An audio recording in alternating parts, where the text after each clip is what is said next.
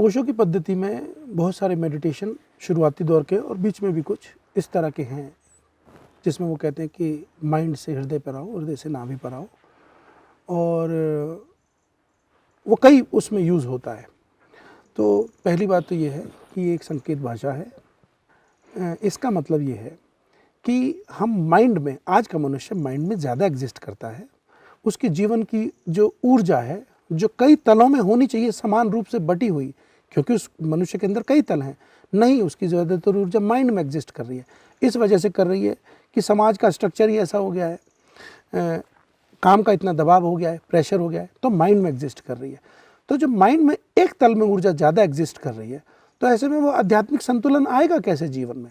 जीवन को एक ही ढंग से वो जीता चला जाएगा, और बाकी जो 2 आयाम हैं, 3 आयाम हैं उसके, वो अनटच्ड छूट जाएंगे। तो सांकेतिक भाषा में, समझने की भाषा में ये कहा जाए कि माइंड से हृदय पे आना चाहिए ये, और हृदय से नाभि पे, ये तो एक बात हो गई। ये इस तरह से इसका अर्थ निकलता है। अगर आध्यात्मिक अर्थों में समझा जाए तो माइंड जो है वो जो हमारा दिमाग है, वो किन्हीं भी जटिल चीज़ों को समझने का काम करता है। स्पष्टता की मांग करता है वो, कि कोई चीज़ है क्यों कही जा रही है, उसके पीछे की कहानी क्या है, इसलिए। और जब साधक को ये बात समझ में आ जाती है तो उसका प्रयोग करना आसान हो जाता है। बहुत सारे लोग ऐसे हैं जिनको ये आसान पड़ता है समझना और फिर प्रयोग करना। बहुत सारे ऐसे भी हैं जिनको समझना उतना इम्पोर्टेंट नहीं है, वो सीधा ही प्रयोग में उतर जाते हैं। अभी अपना ढंग है उनका, तो इसमें किसी की कोई निंदा नहीं है, कोई ऊंचा नीचा भी नहीं है। ये बात सच है कि जो हमारे जो निजी अनुभव हैं, आध्यात्मिक अनुभव अगर हम कहें, और आध्यात्मिक अनुभव कौन से हैं, अनुभव आध्यात्मिक होते हैं, कौन से साइकोलॉजिकल होते हैं, कौन से सिर्फ सोमेटिक होते हैं, वो तो विषय ही दूसरा है। वो तो अगर वहाँ बात करेंगे तो विषयांतर हो जाएगा। मैं सिर्फ कह रहा हूँ कि हमारा जो आध्यात्मिक अनुभव है, आध्यात्मिक अनुभव का मतलब होता है अपने होने को का आनंद लेना, अपने एक कंप्लीटनेस, होलनेस, अपने में कुछ मिसिंग नहीं पाना, उसका सुख होना, एग्जिस्ट करने का, जीवन का, होने का एक सुख मिलना। ये ऑफ कोर्स ये बहुत बाद में जाके आता है, कहने में तो एक लाइन में कह दिया जाता है। ये है आध्यात्मिक अनुभव। तो आध्यात्मिक अनुभव में अगर हम इसको समझना चाहते हैं तो वो ये इसकी शुरुआत हृदय की भूमि पे होती है, अर्थात भावनाओं में होती है। वो माइंड में नहीं होती है। माइंड से समझा जाता है कोई चीज़ क्यों करनी, कितनी करनी, कब करनी, नहीं करनी, बंद कब करनी, शुरू कब करनी। लेकिन जो फुलफिलमेंट का एहसास है, जो आध्यात्मिक यात्रा के चरण हैं, तो जो वो एहसास है जो हम कह रहे हैं, होलनेस, कंप्लीटनेस, बिलोंगिंगनेस, उसकी शुरुआत भावनाओं के तल में होती है, जो कि माइंड से थोड़ा गहरा है। वो एहसास का तल है। इसलिए संकेत भाषा में कहा जाता है माइंड से हृदय में आइए। लेकिन जब ध्यान विधियां कराई जाती हैं, ये पीछे की कहानी तो बताई नहीं जाती है। जब ध्यान विधियां कराई जाती हैं तो वो कहते हैं माइंड से पहले माइंड पर विचार करो। तो आदमी क्या करता है साधक, वो बेचारा अपने सर का ख्याल करने लगता है। ये सर, ये वो सर नहीं है, इसके लिए नहीं कहा गया है। और फिर जब वो कहते हैं दूसरे चरण में आप हृदय पे आइए, तो वो जाते जाते इस एरिया को सोचने लगता है। इसकी फिजिकल माइंड की और फिजिकल हृदय की बात नहीं हो रही है, ये अंदरूनी मामला है।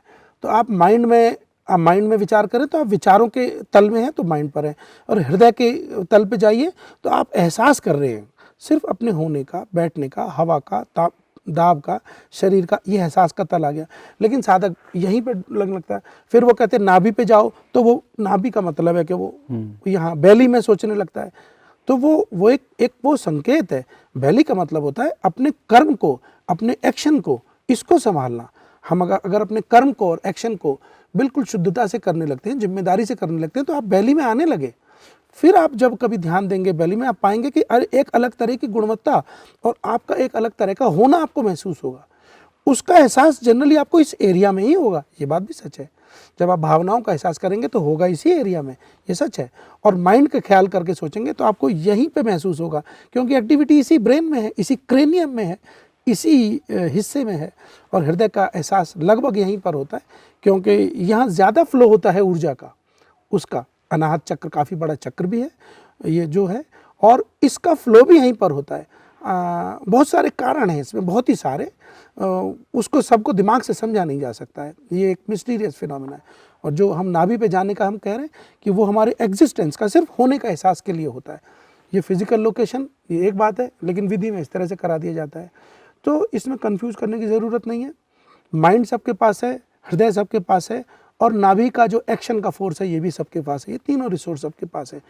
धीरे धीरे जीवन को संतुलित और बुद्धिमानी से जीते हुए, सूझबूझ से जीते हुए, ईमानदारी से जीते हुए आप पाएंगे कि तीनों तल अपने आप संतुलित हो गए।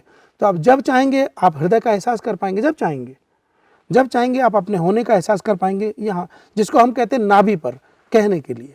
ऐसा नहीं कि आप चल रहे हैं तो आप लगातार नाभि पे ध्यान रख रहे हैं, आप खा रहे हैं तो नाभि पे ध्यान रख रहे हैं। इससे नहीं होने वाला है, सालों साल इससे नहीं होने वाला है। ये तो विशेष आप एक अपनी चैतन्य को एक विशेष धारा में बहाने लगते हैं तो वो कहीं ना कहीं वो उसको थोड़ा भोजन मिलता है, सक्रिय हो जाती है तो थोड़ी दूर का एहसास मिलता है, लेकिन वो एक राहत है, समाधान नहीं है उसका। पीछे का जो असल जो कहानी है वो ये है, जीवन के साथ जुड़ी हुई। हम क्या क्या कर रहे हैं, किस तरह से निर्णय ले रहे हैं, रिलेशंस को कैसे ले रहे हैं, पुरुषार्थ कितना कर रहे हैं जीवन में, ये है धीरे धीरे गहरे तलों में जाना, जिसको ऊपरी भाषा में माइंड से आना, हृदय पे, हृदय से आना, नाभि पे, ये कहा जाता है। कंफ्यूज होने की ज़रूरत इसमें